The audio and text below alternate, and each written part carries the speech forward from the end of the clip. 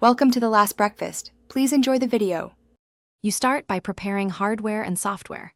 Confirm your display supports HDR10 or Dolby Vision and use DisplayPort 1, 4 or HDMI 2, 0 or newer. Once done, enable HDR in Windows under Settings, System, Display.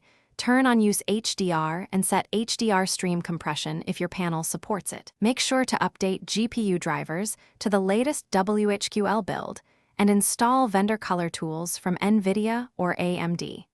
These tools will give you the controls you need for the next steps. Next, you calibrate the display for accurate HDR.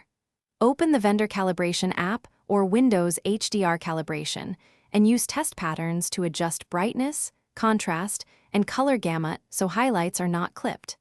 Then lower the Windows SDR content brightness slider to reduce the washed out look when HDR toggles.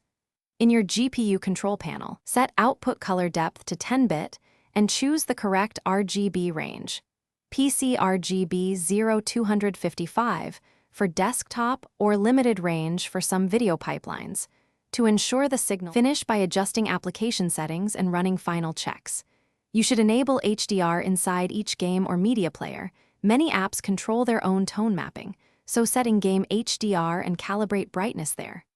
If washed colors persist, swap the cable, try a different display port or HDMI port, or test another monitor to isolate hardware. If software seems at fault, roll back or try a different driver. One key troubleshooting trick: disable HDR in Windows, reboot, then re-enable it.